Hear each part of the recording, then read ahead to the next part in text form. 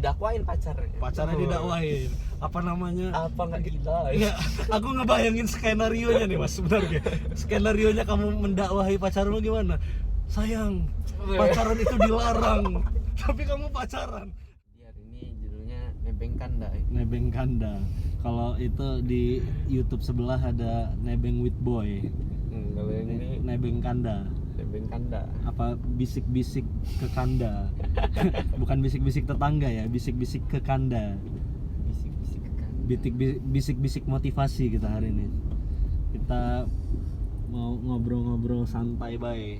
Ngobrol-ngobrol santuy. Iya dong. Nggak usah serius-serius amat. Selama ini kan Kanda kalau buat konten pakai kamera profesional terus ya. Capek ngeditnya, capek ininya. Ngalah. Nggak usah konten-kontenan. Kita ngapain buat konten? Lah ini apa namanya? Ini ngobrol aja sih sebenarnya, ini lagi jalan bareng sama Mas Ilham. Cuma biar obrolannya terekam jadi ditaruh kamera. Siapa tahu nanti di tengah-tengah obrolan anfaedah kita ada hal-hal yang berfaedah. Ya nggak Mas? Oh ya, Kanda mau kenalin dulu nih ke kalian. Apa namanya, di sebelah Kanda ini ada Mas Ilham. Halo Mas. Halo. Sehat Mas? Alhamdulillah. Khair. Masya Allah, Mas Ilham. Nah ini buat kalian yang belum tahu, Mas Ilham ini adalah salah satu sahabat Kanda yang baru bersahabat. Gimana tuh Chan? Baru bertemu ya. Jadi ceritanya Kanda sama Mas Ilham itu dulu kita pernah ngaji bareng di Yuk Bisnis Mengaji ya Mas ya. Bisnis ngaji. Kita satu komunitas, dan itu di komunitas bisnis itu kita ada holakoh ya jatuhnya. Holakoh. Ya. Holakoh rutin. Kita ngaji bareng setiap hari Rabu ya. Setiap hari Rabu. Setiap hari Rabu. Nah sebenarnya kita itu ketemunya cuma di situ doang, seminggu sekali. Bener gak sih? Di sana. Dan tiap ketemu Cuman say hello doang ya. cuma ya namanya ngaji ya. Kalau ngobrol kena marah ustadz nanti. Marah ustadz. Nah, jadi waktu itu kita ketemunya seminggu sekali dan jarang ngobrol. Pas ketemu juga ikutin acara seminar doang. Bener. Nah Kanda beberapa kali kalau ngisi training, isi coaching gitu, pernah waktu itu. Nah ini kita lewat nih di Hotel Astoria ya. Di Hotel Astoria waktu itu Mas Ilham ikut jadi peserta juga gitu. Jadi ya jarang ngobrol. Cuman jadi peserta aja. Iya. Jadi fans dari jauh. Waduh. Kanda sampai bingung sama orang ini. Nah, tapi gini, yang pengen Kanda obrolin hari ini sama Mas Ilham nih ya. Jujur Kanda ini termotivasi sama Mas Ilham, salut sama Mas Ilham bukan karena keberhasilannya. Karena apa ini? Bentar, biasanya ya nantilah. Kanda punya banyak teman-teman pengusaha sukses yang omsetnya sudah ratusan juta bahkan miliaran ya. Mas Ilham juga udah kenal ya beberapa teman-teman Kanda juga. Tapi justru yang ngebuat Kanda kagum sama Mas Ilham ini nggak usah GR. Biasa aja. Karena apa? Karena kegagalannya dan kegigihannya gitu loh. Nah, coba kita tanya-tanya dulu sama Mas Ilham nih ya. Nih siapa tahu kalian penasaran nih. Mas Ilham bisnis udah berapa kali gagal Mas? Pede nih jawabnya nih, 11 nih. 11? 11 kali. Aku pikir 13. 11 kali gagal? 11. Oke, Mas Ilham bisnis 11 kali gagal. Kalau boleh tahu Mas Ilham pertama kali mulai bisnis itu kapan? 2013. 2013 mulai bisnis. Itu berarti Mas Ilham masih SMA apa awal kuliah ya? Udah kuliah. Udah kuliah? Oke. Tahun 2013 itu berarti 7 tahun yang lalu. Bisnis pertama kalinya apa Mas kalau boleh tahu Mas? Cappuccino Cincau. Cappuccino Cincau. Pinggir jalan nih. Oke. Awal modal berapa tuh bisnis Cappuccino Cincau? Awal modal tuh 2013 tuh modal 1.500.000 tuh gede bener. 1.500.000. Iya, apalagi nyarinya susah. Aduh. Nah terus bertahan berapa lama? 3 bulan. 3 bulan. 3 bulan. Wah. Nggak pakai apa-apa, langsung nyewa karyawan. Bisnis pertama langsung nyewa karyawan? Nyewa karyawan, jadi bos langsung. Seriusan Mas? Serius. Aku belum tahu nih ceritanya.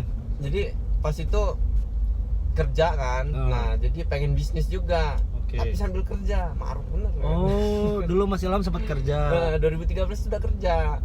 Enggak, berarti kamu nih kuliah nggak sih? Kuliah sambil kerja, sambil jualan. Nah, Luar 3. biasa. Tapi ujung-ujungnya gimana tuh ceritanya? Ujung-ujungnya kuliah nggak lulus, kerja resign. Sekarang ya tinggal di rumah aja. Karena nggak fokus ya. Karena nggak fokus. Oke. Terus 3 bulan setelah bisnis cappuccino cincaunya bisa dibilang gagal ya? Gagal, bangkrut lah. Rugi. Rugi. Oke. Duit gajian itu pokoknya dari 2013 sampai 2019 tuh duit gajian itu dipakai buat untuk makan sama bisnis. Walaupun bisnisnya gagal semua itu. Oke. Nah, ini karena banyak ya kita review secara singkat nih. 11 kali itu kan pertama cappuccino cincau gagal. Terus apalagi yang masih diinget tuh? Yang masih 11. ingat itu keripik pisang pernah. Pernah jual keripik pisang, gagal juga. Buat sendiri.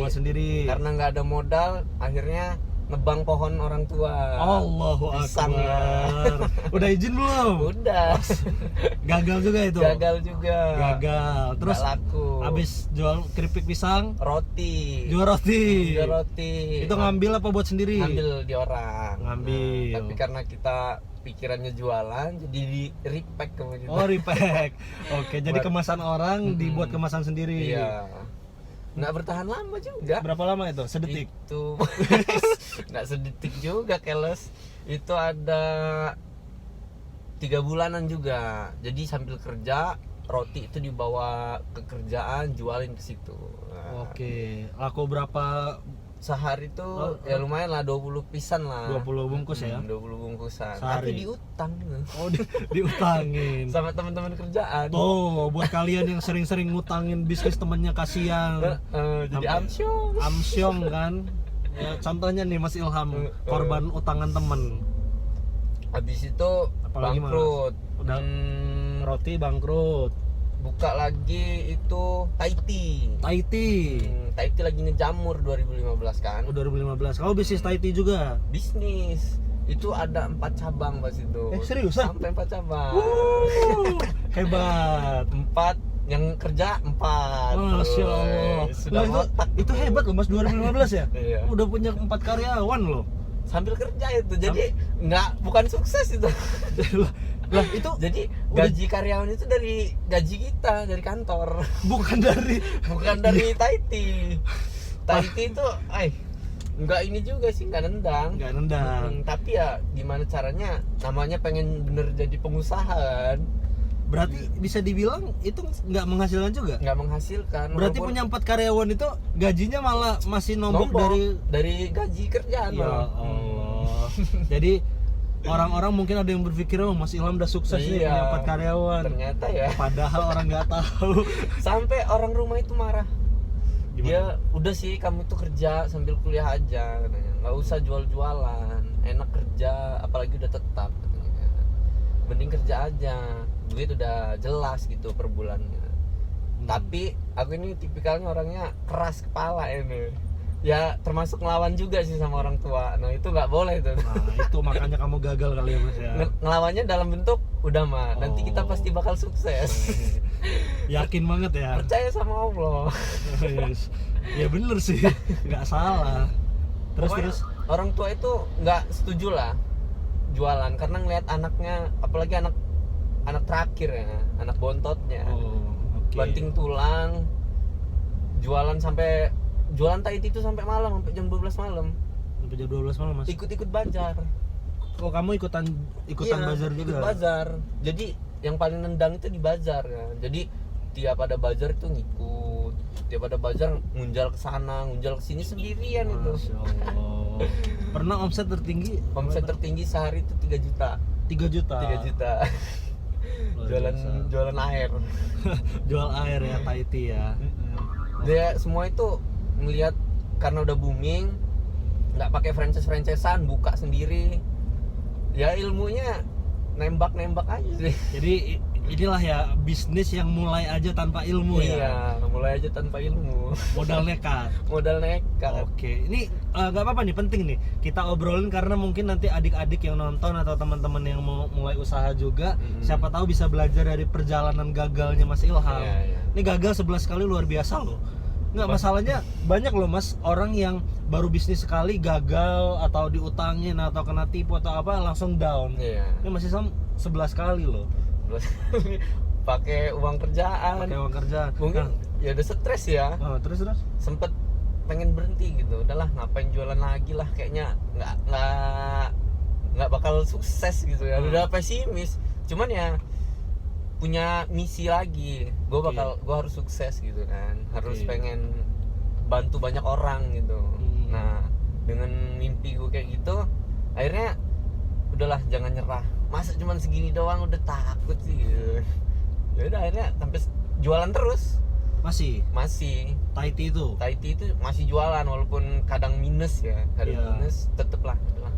Yang penting orang tua itu taunya ada ya masuk gitu. Padahal ya nggak ada. Singkatnya itu bertahan berapa lama Thai tea? Singkatnya itu setahun. Udah itu tutup. Kenapa kamu tutup Thai tea-nya? Pertama ya nggak mungkin nutupin terus kan. Dari gajian itu nggak mungkin nutupin terus. Jadi harus bayar karyawan. Apalagi bayarnya itu kita nggak ada duit lagi, nggak minta sama siapa-siapa. Pakai uang pribadi. Mas, kalau boleh tahu, kamu dulu bayar karyawan berapa nih? Ya nggak apa-apa. Ini kita buka-bukaan ya. Maksudnya ini kan sejarah masa lalu yang harus dibuka. Jadi siapa tahu ada yang teman-teman yang nonton ini pengen bisnis tahu nih bayarnya berapa. Dulu 2015 itu bayar karyawan itu sekitar 700.000 satu orang. Oke. Tapi kalau lagi melejit malam ikut bazar gitu kan, dapat sehari bonus. bisa berapa juta, baru kita kasih langsung gitu. Nggak pelit lah. Masya Allah. Udah itu tutup. Nggak, ya setahun lah tutup. Saking maruknya buka banyak bazar dulu. Bazar sebulan itu bisa sampai 10 kalian ikut bazar. Oke. Ya cuman nggak ini juga, nggak nendang juga. Nggak nendang ya. Luar biasa. Setelah tutup ngapain tuh? Setelah tutup akhirnya pindahlah ke reseller. Dulu ada reseller baju. Kamu ngejualin baju orang. Ngambil baju sama orang ngejualin. Lagi. Itu intinya berapa lama bertahan? Itu kalau untuk jadi resellernya 6 bulan. Akhirnya karena bagus, baru pertama kali inilah, dulu masih musim BBM kayaknya. Musim BBM ya. Jualan itu tanya tuh, tahu nggak BBM? Itu loh BBM. Itu kalau lagi apa sih BBM? Ting. Oh, ya yang BlackBerry itu ya. Aku dulu nggak punya loh Mas. Ya. Sedih banget ya Allah. Nggak kebeli Mas dulu Mas. BlackBerry itu Allah. Ya udahlah ya. Akhirnya jualan di BBM. Lancar ternyata baju. 6 bulan udah punya brand sendiri. Jadi dari awalnya reseller terus buat brand sendiri. Karena lancar itu. Apa namanya tuh? Namanya M Store. IM Store. Nah, ini seru nih ceritanya nih. IM Store. Ini Jadi apa namanya guys? Waktu itu Mas Ilham pernah cerita nih yang dia buka IM Store. Yang ujung-ujungnya ini seru nih perjalanannya. Ujung-ujungnya IM Store-nya itu kalau nggak salah dijual ya Mas. Dijual karena mau nikah guys. Ya Allah, wahai calon-calon istri yang soleha di luar sana. Bantulah para lelaki ini ya Allah. Lihat Mas Ilham sampai jual tokonya.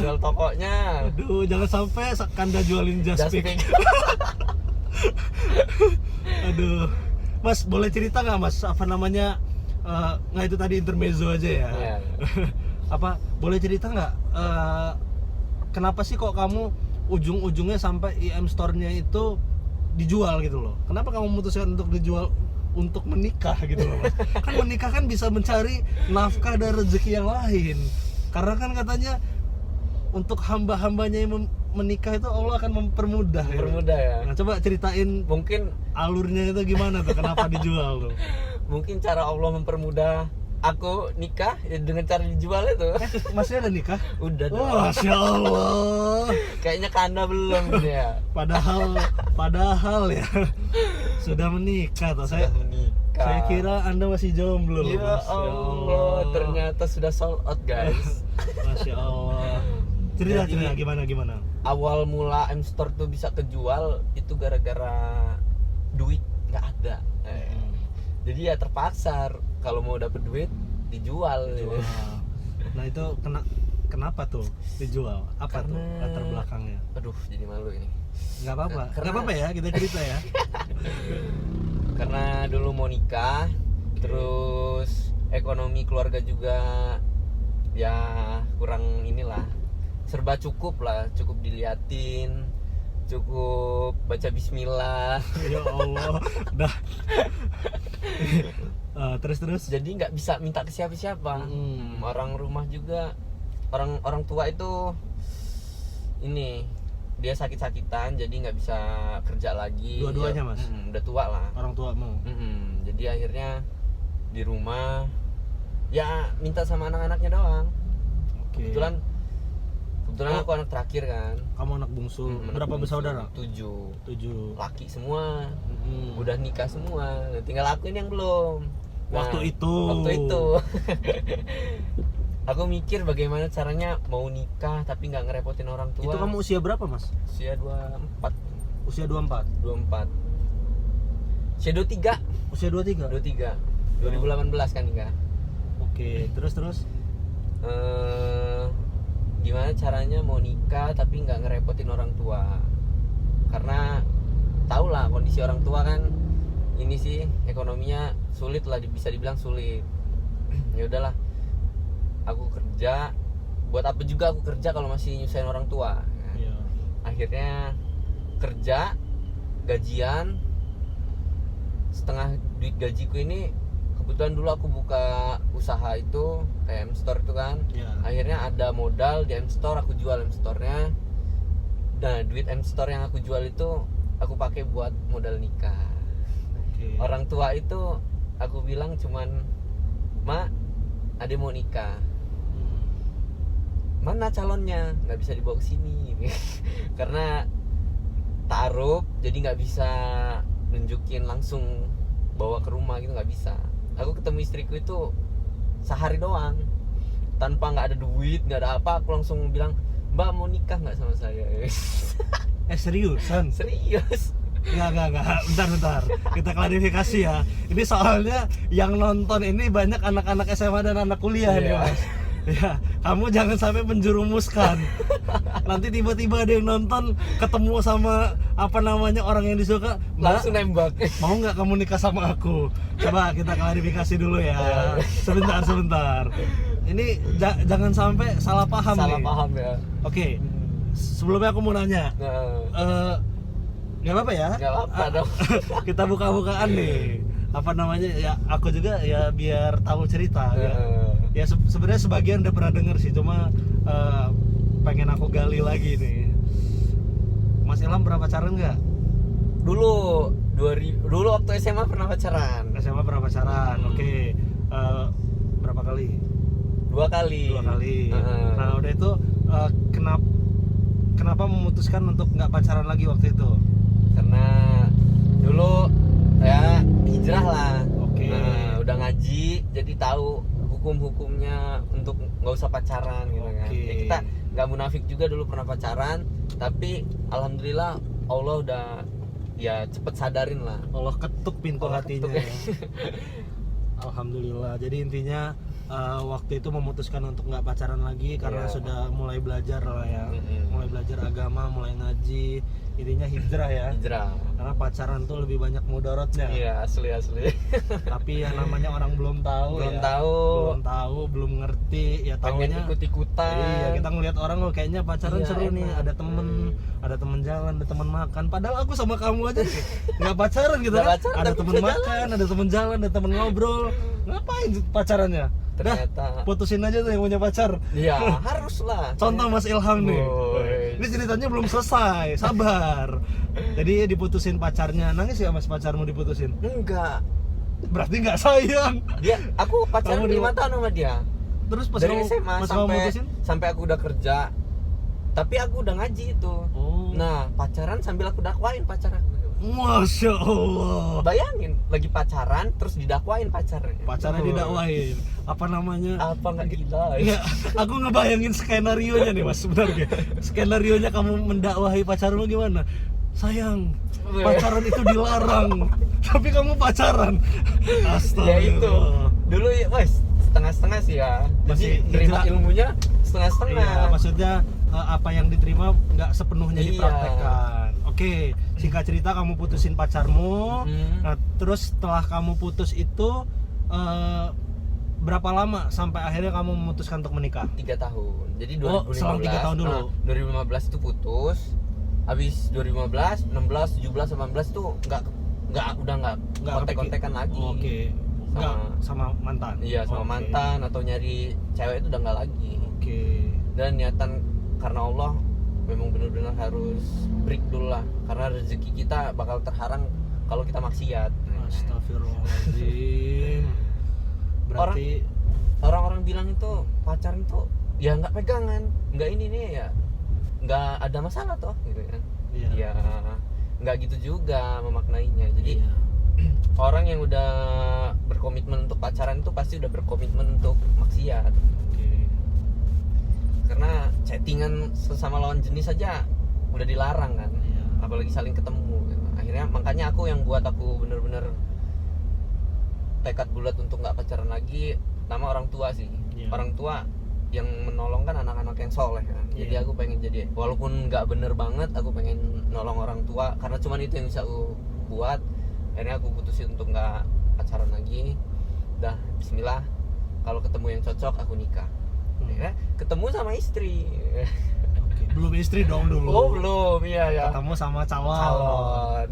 Nah, terus itu ketemunya di mana? Di panti asuhan. Anak Itu. panti? Bukan. Oh, bukan. Dia bukan anak panti. Oh, kirain maaf mas. Dia tergabung di komunitas JJE Lampung. Oh, jalan-jalan edukasi. Iya. Aku tahu tuh, kenal sama foundernya juga. Iya. Mas apa? Mas Tovan, salah? Mas ya, Mas Tovan. Tovan. Mas Tovan kan? Dia tergabung di situ, terus dia kebetulan istriku ini sekarang udah istri ya. Iya. Kebetulan istriku ini perawat. Jadi dia bagian kesehatan. Oke. Nah, di panti-panti kan pasti banyak yang adik-adiknya minim pengetahuan tentang kesehatan. Akhirnya istriku ngasih penyuluhan ke mereka. Oke. Di situ aku pulang kerja, sore-sore gabut di rumah terus kan. Lagian M-Store juga nggak menghasilkan. Iya. Jadilah aku main lah ke panti. Akhirnya ke panti. Di situ awal kali ketemu sama istriku. Oke. Pertama kali ketemu. Nah, terus setelah ketemu itu ada kecenderungan. Cenderungan apa deh? Maksudnya ada rasa tertarik gitu atau? Nggak ada. Oh, belum. Belum ada. Pokoknya dari rumah itu nggak mikirin mau nikah, mau apa enggak. Pokoknya udahlah main ke panti aja ngilangin jenuh gitu. Oke. Nah, terus Tiba-tiba aku duduk depan karena ada mereka di dalam ngasih penyuluhan, aku duduk di depan aja sendirian. Selesai mereka ngasih penyuluhan, mereka keluar gitu, si istriku ini keluar duduk di depan. Nggak tahu kenapa langsung duduk di situ. Aku tanya, Mbak kerja di mana? Kata dia jadi perawat. Oh, udah sebatas itu aja. udah. Nggak banyak tanya lagi. Akhirnya aku tanya di grup-grup sama foundernya lah ya. Aku tanya, kenal ini nggak? Kenal yang tadi ngasih penyuluhan nggak? Terima, dikasih nomornya, langsung aku chatting. Kamu langsung chat langsung? Chatting langsung. Kamu chat gimana tuh? Ini nggak apa-apa ya? Biar aku belajar. Belajar ya. Nekat ini Ya, biar yang lain, bismillah. biar yang lain juga tahu. Ya, gimana? Jadi aku Mas? chatting, Mbak, Assalamualaikum. Wah. Oke. Dia jawab, kebetulan jawabnya cepet banget ya. Waalaikumsalam. Ini siapa ya? Gitu kan. Oke. Aku yang tadi Mbak. Gitu. Yang di panti. Oh ada apa kak, kata dia. Panggilnya udah kakak itu kan. Oke, Padahal terus. tuaan dia mungkin, karena aku juga nggak tahu. Oke, terus? Mbak, aku mau ngomong sesuatu sama Mbak terkait dengan hal pribadi. Terus? Apa itu, kata dia. Mbak aku mau nikah sama Mbak mau nggak? Beneran itu, beneran. Seriusan Mas ngomong Seriusan. langsung kayak gitu? Heeh. Nggak ada basa-basi sama sekali? Nggak ada. Langsung ngomong kayak gitu, ya mungkin dia kaget lah ya kan. Ini cowok mau modus ini mungkin gitu kan. Kenal belum apa belum langsung ngajak nikah. Akhirnya malah ditantangin sama dia. Nah, gimana dong? Temuin orang tua saya aja Mas gitu. Langsung dikasih alamatnya, besoknya saya langsung sana. Laki banget gak tuh? Ya Allah. Nggak ada duit, coba mau nikah nggak ada duit. Nggak, tapi kok kamu berani banget ngomong langsung mau ngajak nikah? Ya mungkin qadarullah ya. Bener-bener tergerak sendiri Mas? Bibir itu langsung ngetik, terucap. Waduh, udah namanya udah terucap, nggak bisa ditarik lagi, malu juga. Mau ditarik pesan dulu belum bisa, WhatsApp itu Masya ditarik pesan. Allah. Ya itu ada dua kemungkinan sih Mas, antara malaikat yang menggerakkan atau jin. Semoga malaikat ya. Semoga aja yang bagus ya. Nah terus ujung-ujungnya gimana? Akhirnya dikasih alamatnya, aku langsung sana. Datangin rumahnya. Besok langsung sana. Gentleman. Nggak, deg-degan nggak tuh? Gimana rasanya? Deg-degannya setelah pulang malah. Oke. Jadi pas ke sana Sendiri apa gimana? Sendirian ke sana? Ke rumahnya? Ke rumahnya. Nah, coba ceritain pertama kali kamu datang ke rumahnya. Jadi gimana? Sana, minta udah dapet alamatnya, tahu rumahnya, langsung ke sana. Pak, ini bener rumah Pak Musa ya, namanya Pak Musa kan? Iya katanya. Kebetulan istriku ini udah nyeritain kalau bakal ada laki-laki yang bakal kesini, gitu kan? Oh, yaudah silakan masuk, dibolehin langsung masuk sama bapaknya. Masuk, cerita-cerita, ya kaku sih ceritanya. Masih kaku. Cerita, Pak, niatku kesini mau nikahin anak bapak. Saya nggak kenal sama anak bapak, tapi niat saya baik mau nikahin anak bapak. Kalau dibolehin, ya saya mau nikahin anak bapak. Insya Allah dengan niatan saya yang baik, saya bakal ngajak keluarga saya kesini. Diem dong. Ini laki-laki apa ini? Kenal enggak apa enggak? Langsung sana aja gitu kan intinya. Terus dia diam. Akhirnya diem, pulang. Suruh pulang dulu. Oh, disuruh pulang? Iya, suruh Belum pulang. ada jawaban langsung? Belum. Pulang, besoknya disuruh kesana lagi. Oh, besoknya dipanggil lagi? Panggil. Ternyata ngobrolin udah inti ngobrolin. Terus gimana cerita? Kamu berarti balik lagi ke sana, besoknya langsung? Besoknya. Balik lagi gimana tuh? Ngobrolin masalah pernikahan. Berarti otomatis sudah diterima kan? Terus gimana ceritanya? Ya udah ngobrolin pernikahan dengan segini-segininya. Ya pastinya ujung-ujungnya uang ya. Uang. Dan itu aku nggak megang sama sekali uang banyak. Jadi kebetulan hari itu aku habis gajian 2 juta dari kantor. Itu yang aku pegang 2 juta. Jadi cuman itu yang aku pegang 2 juta. Jadi mau ngajak anak orang nikah cuma punya uang 2 juta. 2 juta. Apa nggak nikah gitu kan. Tapi ya udahlah, namanya udah terucap kan. Aku nggak bisa narik lagi. Ya udah bismillah aja. Aku dimintain segitu. Nggak bisa. Berapa tuh? Ya segitu lah. Enggak boleh gitu dong. Ini kalau ngobrol sama aku nggak bisa segitu. Kita harus ada transparansi dong. Ini nggak apa-apa. Ini apa loh? Gini loh Mas. Karena banyak orang-orang anak-anak muda ya, apa ya, yang mereka tuh mau nikah itu nggak ada bayangan, nggak ada gambaran tuh berapa sistemnya gimana. Nggak apa-apa. Kita buka-bukaan untuk belajar. Ya aku juga kan jadi tahu nih, biar tahu gambarannya. Maaf ya istriku, aku curhat. Enggak, istrimu nggak nonton kok, nanti kita hide diem gitu. Jadi dimintain sekitaran 50 juta. Oke. Itu udah paling murah lah ya. Ya nggak apa-apa kok, ini wajar loh, maksudnya pastilah ada yang begitu kan. Diminta jadi, 50 juta. Diminta 50 juta karena seenggaknya ngadain acara kecil-kecilan lah ya. 50 juta. Aku itu 50 juta dalam bentuk uang tunai? Uang 50 juta 50. Itu? Jadi aku secara kayak mana? Secara ininya karena gugup mungkin kan. Aku iyain. Iya. Bentar. Jadi kamu itu iya itu karena gugup, bukan karena sanggup. Beda loh, iya karena sanggup dengan iya karena gugup loh. Karena gugup. Waduh. Jadi keceplosan iya. Keceplosan. Padahal dalam kantong cuma megang 2 juta. 2 juta. Ya Allah mas, itu nggak ada 10% ya Nggak mas. ada 10%-nya. Mau ngandalin gaji pun ya sebulan 2 juta, nggak cukup, harus berapa, 50 juta kan. Ya udahlah, iyain aja dulu lah, bismillah, karena udah terucap iya, ya udah iya. Akhirnya pulang Kok aku yang deg-degan ya? ngobrol sama orang rumah. Karena tahu ekonomi orang rumah sulit, dibilangnya udah selesai, semua clear, Ya. nanti datang pas lamaran aja. Jadi orang tua ini nggak tahu nggak posisinya. tahu sama sekali. Nggak tahu kalau kamu cuma megang 2 2 juta, dan kamu diminta diminta 50 juta, orang tua nggak tahu sama sekali.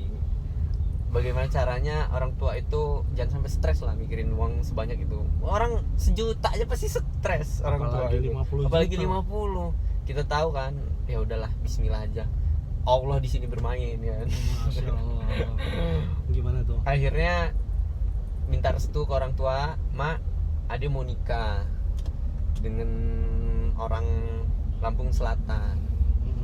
Dia nggak bisa dibawa ke sini karena sistemnya ta'aruf." Orang tua nggak tahu ta'aruf itu apa. Ya, dia taunya kalau mau nikah ya harus diajak sini dong, harus Ya. kenal orang tua.